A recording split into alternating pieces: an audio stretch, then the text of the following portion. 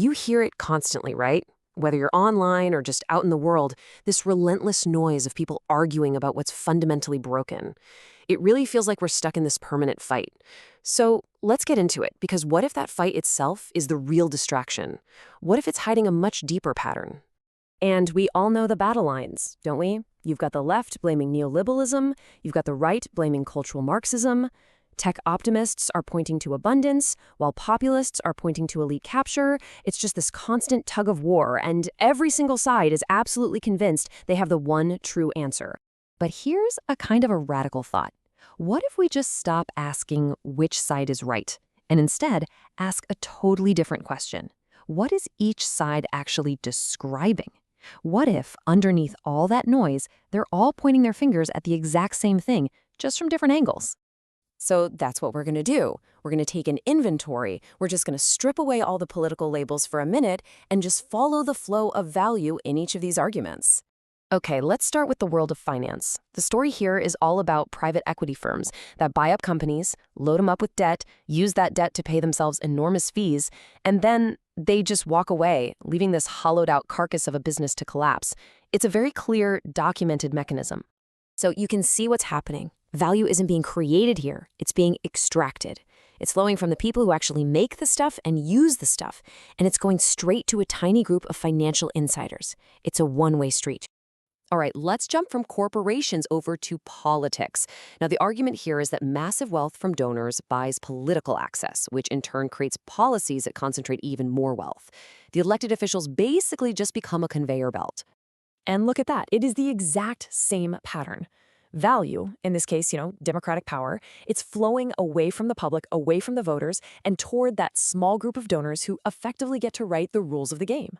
Again, a one-way street. Now let's go even deeper, right down to the source code of our money system. There's this idea called the Cantillon effect, and it basically describes how when new money is created, it doesn't spread out evenly, not at all. It benefits those who get it first, the banks, the huge corporations, the asset holders. And here's the thing, this is not an accident. It's literally built into the architecture of the system. The value of your cash, the money from your paycheck, it slowly gets diluted. Meanwhile, the value of assets held by those closest to the money printer, it inflates. That flow is completely automatic. Now, we've just looked at 3 examples, but this pattern pops up across all 18 frameworks that we analyzed. So what happens when you map all of these flows at the same time? Well, this is the big reveal. It doesn't matter what framework you use, it doesn't matter what political lens you look through, the direction of the flow is always the same. It moves from a larger group to a smaller one, from workers to insiders, from voters to donors, from the public to captured institutions, from a shared reality to fragmented tribes, even from the future to the present. Always. So whether we call it a leveraged buyout or regulatory capture or algorithmic manipulation, the method might change, but the result, this relentless one-way flow of value, it's identical every single time. The direction is absolutely constant. And that leads us to the real question. If this pattern holds true, whether the left is in charge or the right is in charge, then it can't be about the players. It has to be about the game itself. So what is the underlying architecture that just produces this result automatically? And this is where it gets really interesting.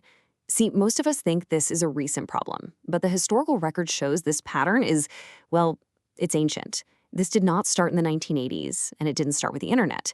It started centuries ago. Just look at this timeline. The pattern of bailing out capital was there in 1770 with the East India Company. During the Industrial Revolution, productivity soared for 50 years while wages for workers went absolutely nowhere. All the gains went to capital. We saw it again in 2008, and we're seeing it today with the AI build-out. Now, this has massive implication. I mean, think about it. If the same mechanism was operating before Karl Marx was even born, then cultural Marxism can't be the root cause. If it was there in 1812, neoliberalism can't be the root cause. All of our modern diagnoses, it turns out, are just describing symptoms of something much, much older. So if ideologies change and technologies change and politicians come and go, what doesn't change? Well, across 250 years, 3 things have remained remarkably consistent: the legal structure of the corporation, the credit system that finances it, and the state that guarantees both of them. I know that can feel a bit abstract, so let's make this really concrete. Let's look at how this entire 250-year-old pattern shows up today on the balance sheet of one single massive company, Brookfield Asset Management. We are talking about a firm with nearly $1 trillion. That's $850 billion in assets under management. The scale here is just so immense that it makes it a perfect little model of the entire global system.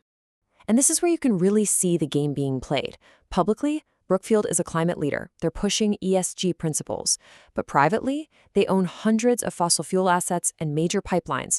They are profiting from climate policy and from the industries causing climate change. They literally own positions on both sides of every single fight.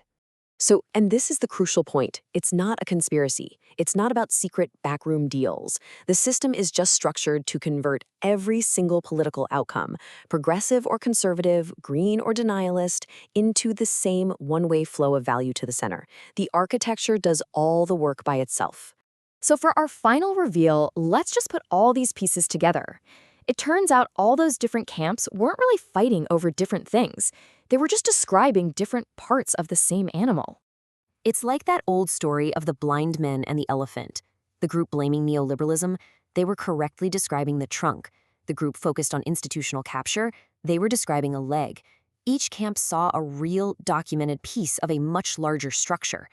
But their own individual frameworks were just too small to see the whole animal at once. So, we've traced this single, one-way flow of value across 18 different frameworks and 250 years of history.